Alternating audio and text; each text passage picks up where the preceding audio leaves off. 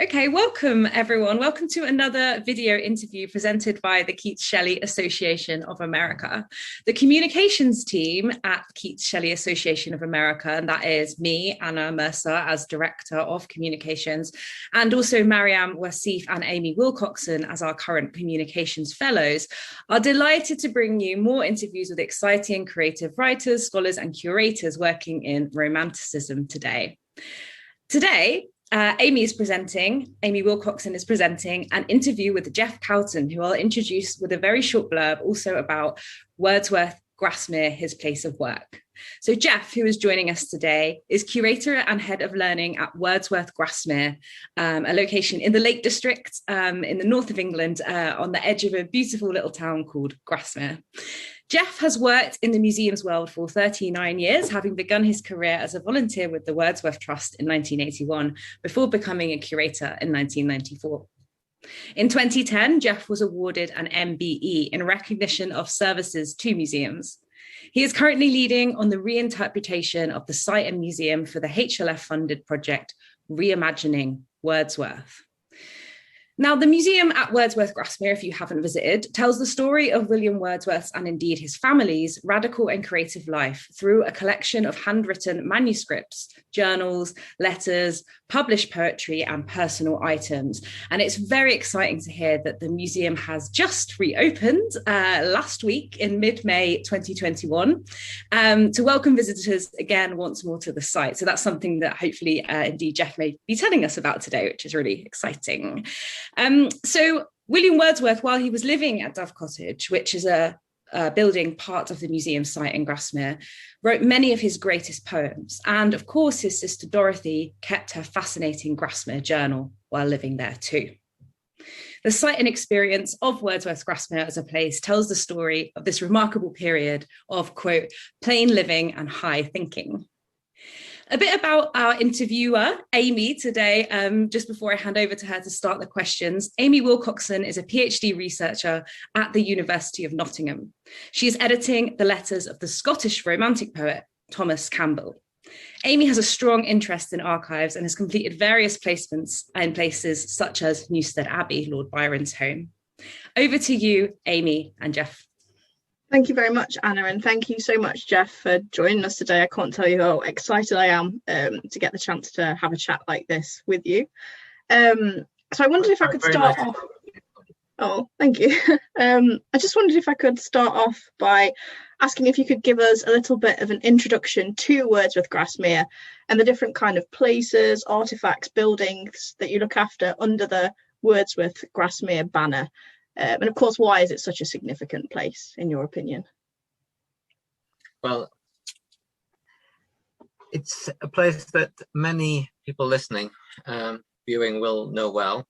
Many people will have visited it, and they will have known it as Dove Cottage in the Wordsworth Museum, probably.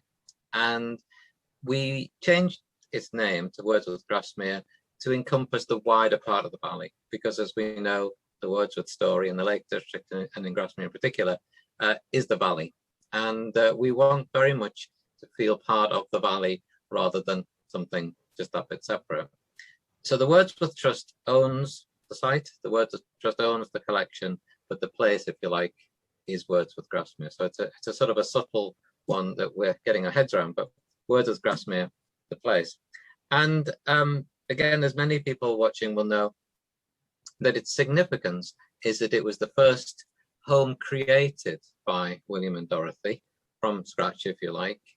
Two people in their late 20s, William 29, Dorothy a year younger, coming, and really William dedicating his life to poetry, and Dorothy, of course, her time here spent very much writing the journals, the Grasmere journals, but also working, collaborating with William on the poetry and their life together. It's also here, of course, that William and Mary Hutchinson were married, and it's where 3 of their children were born. So it's a remarkably creative place that Wordsworth begins, if you like, this dedicated life in what he called his native mountains, and which created, amongst other things, of course, that first version of the prelude, the 1805 prelude that we know so well. So on the site, we have the collection. We have a collection that the poet's grandsons donated here in 1935. So immediately, as well as a place of activity, it becomes a place of research as well, and a place where you can see and experience the manuscripts written here about the place by these two very significant writers. So it's a kind of very special thing to be able to, be in the research centre, have Dorothy's journal in front of you, to read the entry for that day and be able to actually compare with the weather and the world outside, just as Dorothy might have seen it, 200 years ago. So it's a kind of remarkable place. I ought to mention too, of course, the tea shop. We have a very good tea shop. And I also ought to mention a very good bookshop too.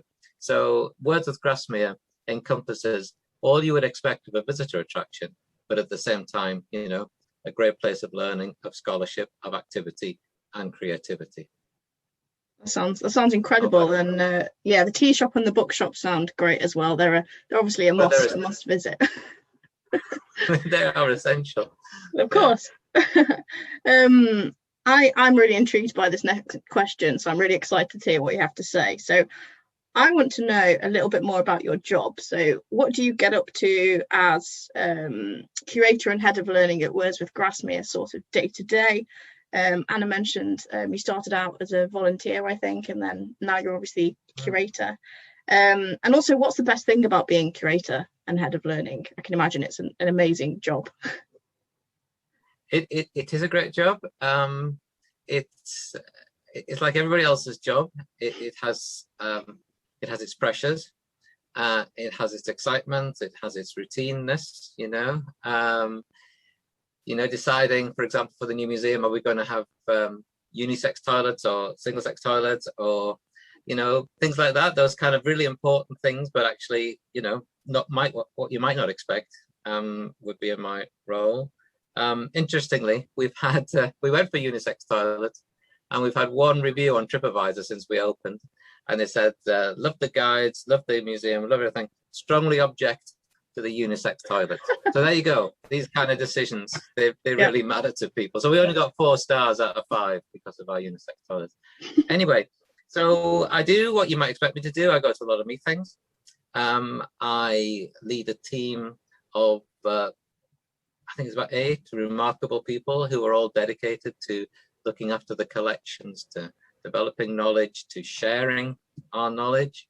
I work in the Jerwood Centre, which again, some people watching might know, which is a state-of-the-art research centre. It's got 70,000 objects in it, which we look after and care for and share. It's a place where researchers visit, but it's also a place where a lot of student groups come, a lot of school groups come, a lot of community groups come, because it's about sharing in a very careful way, in a very measured way, but it's about sharing the collection. So that's the essence of my job, is to work with the team to collect and develop, preserve, to manage the collection, but then to get the greatest public benefit from it, whilst having a mind to the future, because it's no good getting a lot of use out of it today if that essentially damages it for the future. So it's always with an eye to the past, the present, and the future. Now, a really nice example of what I do, for example, we're doing an exhibition on Dorothy Wordsworth, starting in October. It's, as everybody will know, 250th birthday of Dorothy Wordsworth, Christmas Day this year. And we're going to celebrate that with a year-long exhibition, which will change. And it's a very collaborative exhibition. And we're working with an artist, a man called Lee Hassel, who tells us that he has dyslexia. And he's working with a group of people in the southwest of the county, in Barrow-in-Furness, who is a blind society, visually impaired. Some people have no sight. And they're looking together at Dorothy's tour of Scotland. And they're looking at landscape from their own perspectives. And it'll be fascinating to see what people make of her writing. Now, that's good in itself, but this week Lee paid a visit to our collection centre, to where I am, and we looked at some notes that Dorothy made for her tour of Scotland. And they're tiny fragments, I don't know whether you can see, but they're about that big, and they're pencil written, and they're impossible to read. And when you look at them, they've got all 3 sides are straight, and the top side of the page is jagged. And then when you look at some of the other little pieces that we've survived, their jaggedness matches up like an old legal document, like an old indenture. And you can kind of work out how they might have been part of the same notebook and the notebook was stitched along the top, and somebody's taken a knife and simply cut the stitching off. But then you read that this little notebook is actually part of 36 leaves. It's got 36 leaves, and we've only got a few left. So then you start to think, well, why did Dorothy start at the beginning and the end and leave the middle and the bit empty? And so myself and this artist had this conversation. We thought, well, what a wonderful way of talking to the community group, the Blind Society, about the way William and Dorothy worked together, sharing notebooks. And we thought that for the new exhibition, we could create an art piece based on the fragments of this notebook, but with the Barrow Blind Society inputting towards it. So if you ask me what's a good bit of my job, that's a good bit of my job. Bringing the collections, the writing, and community groups and artists together to create something new and a new understanding. That was a very long answer, but I hope it kind of made sense and conveyed the breadth, of what's possible. It's about new creativity, new understandings, and new perceptions from the great writing. Yeah, no, that sounds absolutely fascinating, and what an amazing thing to be able to sort of lead and work with people on. That sounds, it sounds incredible. Obviously, April 2020, I know we've mentioned Dorothy's 250th birthday. April 2020 was the 250th anniversary of the birth of William Wordsworth. And because of the pandemic, obviously, you had to close. So has the closure of Wordsworth Grasmere for a number of months, has that kind of affected any plans that you had for the reopening? Has the move to online, and I know you've had a number of new initiatives like the lecture and discussion series, Disparate Romantics, has that been a bit of kind of a saviour at this time, the online side of things? I just wondered if you could tell us a little bit more about that. Yeah, so we were all geared up, weren't we, to open on the 7th of April on the birthday. And it just wasn't going to happen. What we had instead was an online celebration. And you might say, okay, well, you're missing 100, 200 people on site maybe that day.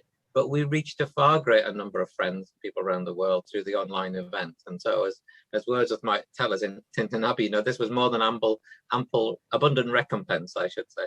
So that was a very nice celebration day. And since then, it's given us the opportunity to really test out things that we might do. So we've been able to test out with real visitors bit by bit how the site might operate. And so that when we did open last week, it felt just right. It really, everything was in place. It felt right.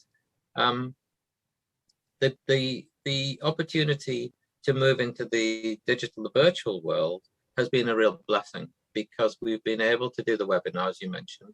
And that means, of course, you can have a person you're talking to from the other side of the world. So, we've had speakers from Canada, for example. We've had audiences from all over the world. So each of those events, never done them before, we had getting on for 100 people event. Well, we could never get that number or that access, if we just did it in Grasmere. And then the other thing that's really worked has been the virtual tours of Dove Cottage. And again, one or two people watching might have seen some of these. And again, there's no substitute for the real thing, because you can't smell the space. You can't really get a sense of the size of it. You can't get a sense of the darkness to the lightness upstairs. But as students from Brigham Young University we did a tour with, they said, isn't it just amazing all the same, to be in Utah and be inside Dove Cottage at the same time.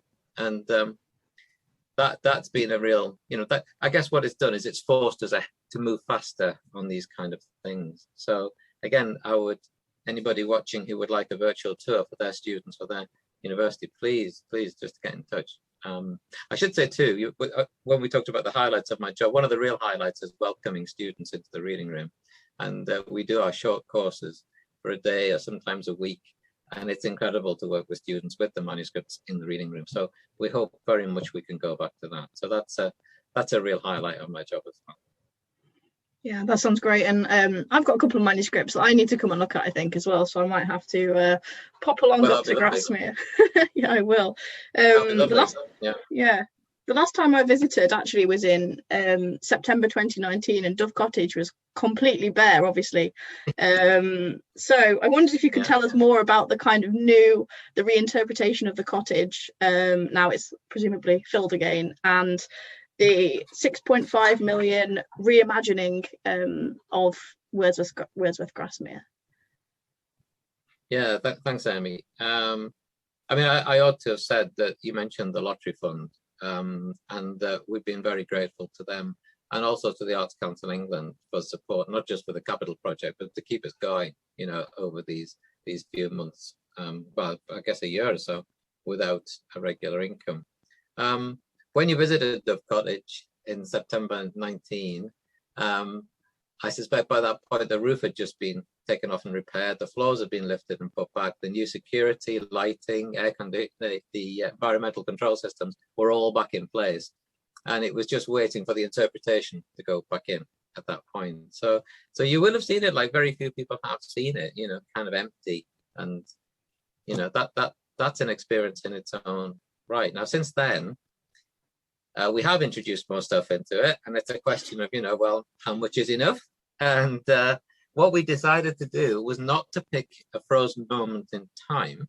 So, you know, you can't say, well, this is the 5th of April, 1802, because at that point you would miss out the whole time of William being married, as it were. You would miss out as a family home.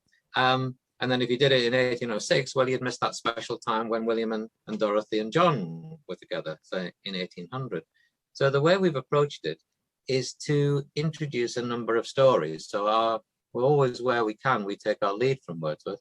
And in his poem, Simon Lee, the Old Huntsman, where he says, you know, famously, you know, there is a tale in everything. What we've done is to introduce lots of things into the house, each of which tells a story, and which taken together will give the visitor that sense of a home over those 8 years.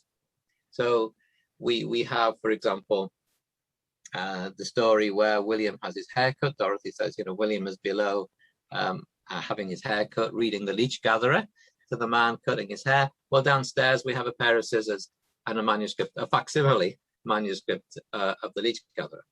So that our hosts, if you like, we're reluctant to call them guides because it's not a guided tour, but the host, if you like, will introduce these stories. And we hope that through conversation, the visitor will get a sense of a home. And that's the whole point. It's a home in which these people lived. They lived lives like ourselves, but they did remarkable things, perhaps a bit more special than many of us can kind of achieve. And we felt that we didn't want a guided tour. We wanted people to have an introduction to the house so that when they left the film, it was like they were stepping into the stage set, if that makes sense. So you see in character William, Dorothy, Mary, the children, the Reverend Simpson, he gets a mention, the Leech Gatherer is in the film. And you see the film and you feel like you're in amongst it. And then it's like, what, 10 yards between the film and the house. And we showed it to a family, and when the children went in, they said, but where are the people? You know, where is William and Dorothy? They'd seen them in the film. Well, why aren't they in the house? So it's that kind of sense of realism, you know. So in the film, we quote the line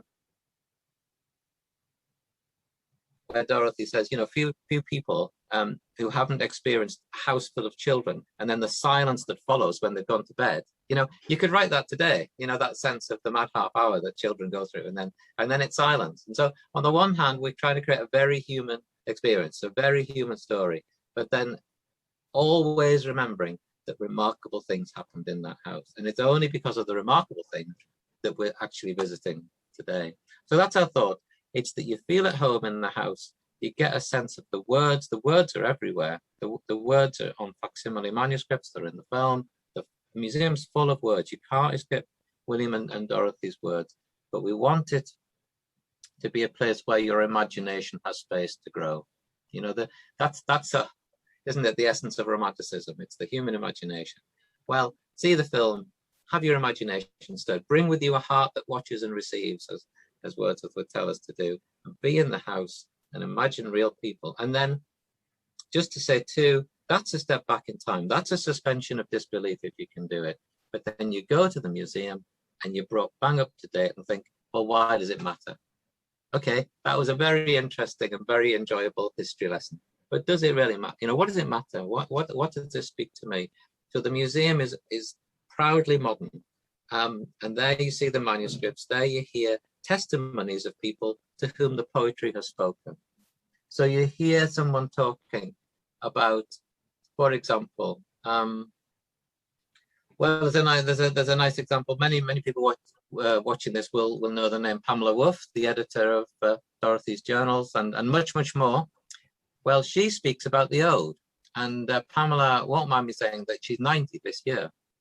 And she speaks about how that poem speaks to her and how her interpretation of it has changed, her feeling towards it has changed over a lifetime. You know, so it's like they're not just abstract works of art, they speak to us. And there's 14 audio visuals like that where you can hear people talking. And again, names that people watching will know, you know, Fiona Stafford and Lucy Newlin and Stephen Gill and Simon Bainbridge and Sally Bushell. But then most of the names are people you've never heard of, but they're just, if you like, ordinary people like, you know, dare I say it, you and me, and, you know, speaking about how these poems speak to them. So it's the step back in time, and then it's like, okay, it really matters even 200 years on. Yeah. So that's what we're trying to do. And the best outcome for us is people go to the shop and they buy a book of poems. And then 5 years down the line, they remember a line they heard here and they look it up and it's spoke to them, if you see what I mean. Yeah. What's it in the Solitary Reaper? How does that end? Something like, you know, the music in my heart I bore. That's good. The music in my heart I bore long after it was heard no more. That's great. Keep waving it, Amy. Keep waving. I will. I'll keep promoting the Wordsworth poems. Yeah. No, that sounds amazing. You must be so excited as well at the moment, obviously, that the museum's open now and obviously visitors are back. It must be so exciting to have people. It's really nice, and the nicest part is because, you know, in museums they can I don't think I'm giving anything away, certainly not in our museum, but in a lot of museums there's a disconnect between, if you like, the curatorial and learning staff and the front of house staff. And what's really nice here is that the front of house staff are involved in the interpretation. So it's not just that they sell tickets, as it were. I mean, that's important in itself, but they actually do some of the interpretation. So it's a joined up kind of thing. And I just love it when they come to me and they say, well, Jeff, this morning this visitor left and they told me this. And the best one a couple of days ago was one of our staff came to me and said, there was a visitor in the museum this morning and they came to me and they said, you know, I think I'm going to have to rethink Wordsworth. And we thought, that's it. That's what we want. Rethink Wordsworth, reimagine Wordsworth. That was a good day. Isn't it? Just what you want. Yeah. to impart. Just what we want. Yeah, exactly. I also wondered as well, you've mentioned this quite a lot actually, but obviously when we think of Wordsworth, we do tend to think of William.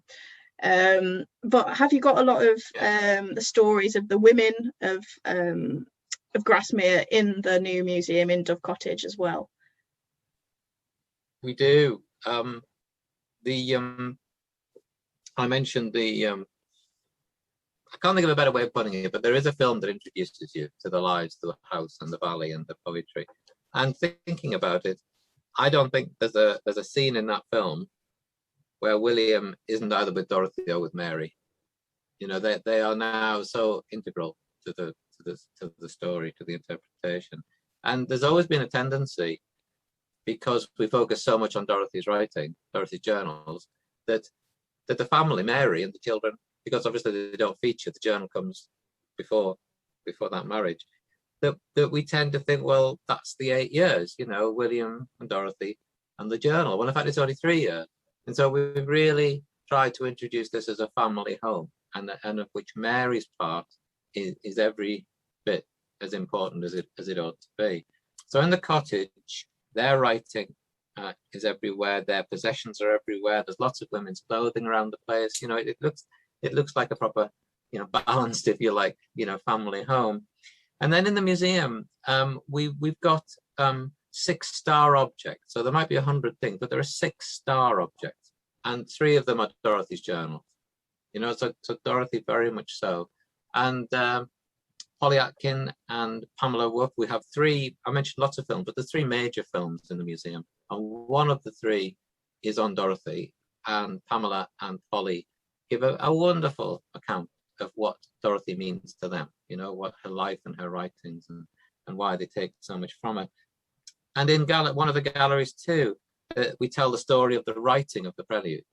Well, the writing of the prelude, as we know, that couldn't have happened without Mary and Dorothy in particular, and Dora course, writing the 1839 copy of the poem. So there's a wonderful spot at the end of one gallery where we got the 1805 prelude, and then to the left of it is a drawing of Coleridge from 1804. Next to it is a drawing of Dorothy, a silhouette, 1806, and then a drawing of William, 1806. So those three together, next to the prelude. And then in the case just to the right is a picture of William and Mary together from the 1832 prelude that was copied out. So a visitor cannot but leave without recognizing the place and the role and the importance of the women as part of the story and in Wordsworth's life. Yeah, that's not that. It all sounds amazing. I'm going to have to just head on up. You're going to have to train, come I think. I'm going to have to come. You're going to have to come tomorrow. I can see. You're selling it to me. I'm going to be on the next train up. I know you did mention earlier a little bit about kind of working with the community, and we know that Wordsworth Grasmere is very involved in that, and obviously your role as head of learning is integral to that as well. So what else are you currently doing to kind of bring the Wordsworth's poetry and creativity to local schools, charities, and other groups? I think that this element of our work has probably been the cottages looks different, the museum obviously brand new, but this element of collaboration, it's sometimes called co-curation, isn't it? But I think I prefer the word collaboration. Has been absolutely transformative in recent years, but certainly in the last couple of years. If I think about schools work, there's a project we're doing at the moment because, as you may know, the Wordsworth built themselves a moss hut in their garden of moss and hurdles, and a place where they would sit and reflect and share space and share conversation. Well, a couple of artists made a new interpretation of it, and we've sent out a challenge to schools. Well, you make a moss hut. It's very simple, really. You just need a shelter. It needs to be made out of materials close to hand. It needs to be able to hold 2 or 3 people, and it would be nice if it had a view. Well, so we've sent out a competition to schools to make your own. We've sent the same challenge to community groups. You may know this thing, Men in Sheds. Well, we think, well, okay, that's a moss hut by another name. Create your own moss hut, a place to reflect, a place to think, a place to be still. Tell us about your own moss hut. So that's kind of good, really. We also we've developed a woodland on site, so we've got forest school activity. So again, students coming from round and about can come to site and enjoy the site. Or at the other end of the spectrum, Wordsworth's Duddon sonnets, these 33 sonnets about the river that's just to the southwest of us, they were published in 1820. We wanted to celebrate that in 2020. Well, of course, we're just a bit late. But there was a group of textile workers, crafts people, people who make beautiful, beautiful textiles and embroideries and knitting. And they got in touch and they said, we would like to do a textile illustration for every one of those sonnets. So there's 8 of them in the group. So they've each done about 4 of these A4 sonnets. And then they said, wouldn't it be good actually if we did an embroidery and a textile work for the whole river? So the 8 women have produced in 2-meter lengths an embroidery of the River Duddon. And that's going to circle our exhibition room.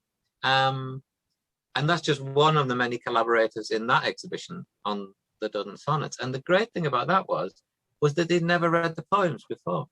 So it brings people into the poetry, and by them illustrating the sonnets, it will bring our audiences into the poetry in the same way, So there's wonderful, if people know the poems, there's wonderful illustrations of stepping stones, of sheep washing, of the church, it really is something else.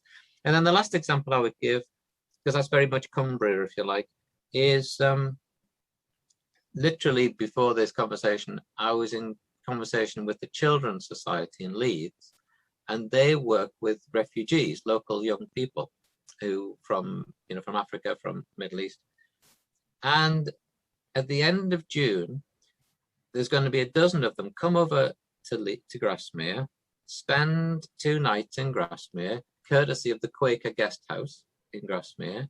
We're going to work with students from the University of Cumbria, Penny Bradshaw's students, and we're also going to work with an artist who will walk in the footsteps of Dorothy Wordsworth, and over the course of the weekend create new artwork about the young people's responses to Dorothy in a landscape they've never been to before.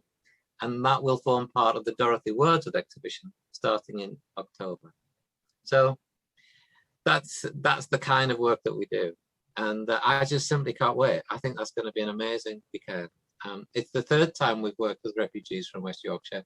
And they just, people talk about the benefits of diversity. Well, we know, don't we? It's just wonderful when it comes together like this. So yeah, watch this space again. You'll have to come twice, Amy, not tomorrow, and in about 6 months' time. I'll just have to move to Grasmere. That's the only thing for it. I would do that. It sounds so varied as well, the stuff you're doing, like obviously with the refugees, with different community groups, with schools. I think it sounds like Wordsworth Grasmere could teach a lot of other museums and other literary house museums in particular. Well, I mean, we all learn from each other, don't we? And obviously a lot of the ideas that I've talked about today have come on my travels, so it all kind of works together. In the new museum, there's a room dedicated simply to sit and listen to the poem. So they're on an hour-long loop. So you can sit there for an hour and hear people like Ian McKellen or Simon Armitage or Jackie Kay reading Wordsworth. But at the same time, you will then hear one of our Dove Cottage young poets. What will she be? A 19, 20-year-old woman living in Kendal, who I think, don't broadcast this, but I think reads Wordsworth every bit as good as the professional does. I love her reading. So that idea came from when I visited the Yeats exhibition in Dublin a few years ago, and you sat in a kind of a circle and you heard Yeats' poetry read beautifully. So we all learn from each other, but I do of course hope that people will learn from us as well.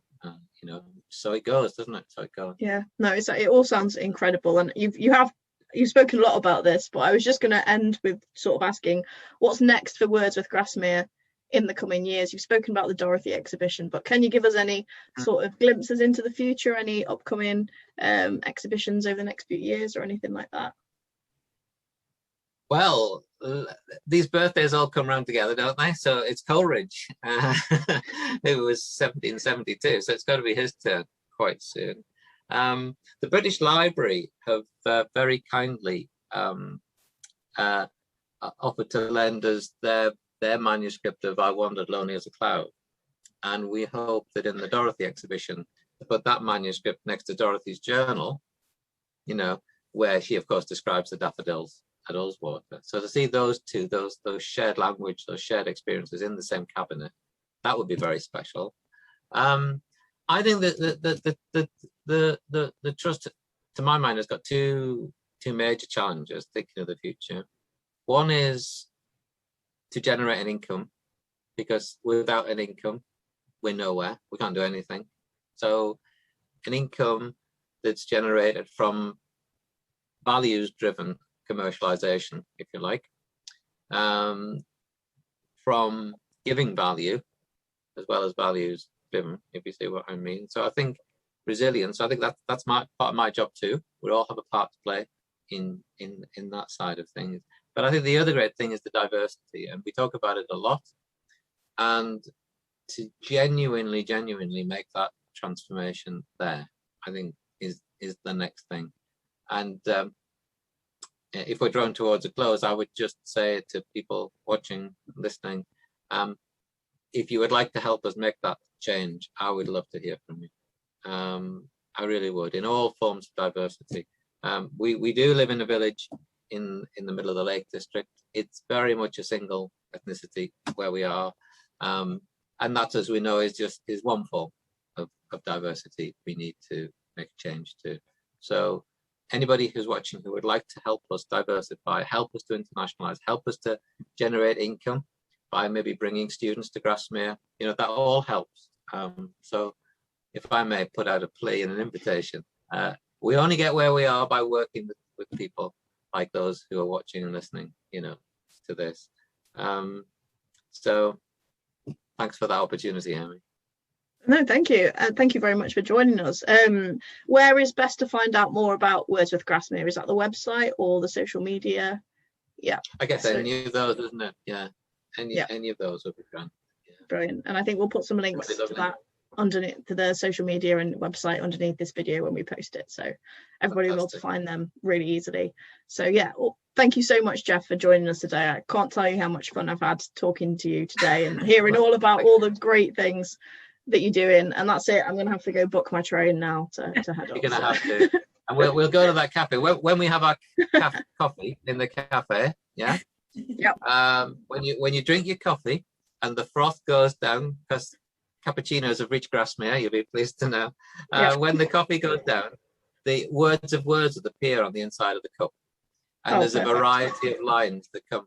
And so it's lovely sitting in our cafe and hearing people on the next table reading lines of Wordsworth to each other. That's a joy. That's perfect. Just yeah. Sorry, I sound too keen, don't I? I'm sorry. No, you don't. Anyway. No, you should be keen. You should be so excited, and as should everybody watching, to hear about all the amazing things going on. But yes, thank you very much, Jeff, and I'll hand back over Amy, to it's my pleasure. Anna now. Thank you. Thank you, Jeff, so much for talking to us, and thank you, Amy, for conducting a really, really fascinating interview. It was lovely to hear that Jeff is obviously, keen for people to get in touch, to get involved and collaborate with the museum. I'm really excited personally for some Coleridge family stuff. That's great. That's exciting for me, coming up in future years. And I just wanted to say, just to close, I really like what you said, Jeff, about the Wordsworth sharing their notebooks, and how now the museum and the communities around the museum are sharing new perceptions of those notebooks and that poetry, and just how everything that came out of your conversation between you just kind of fostered that idea that it's all about creativity being fostered by people working together, and how important that interaction is. And I just thought that was a big takeaway from what I just heard from you two talking, and that was really inspiring. So thank you. I hope to visit soon as well and get back into the Jerwood Centre and look at some manuscripts. So thank you so much, Jeff and Amy. And yes, we will share some links to Wordsworth Grasmere and all the great work they're doing.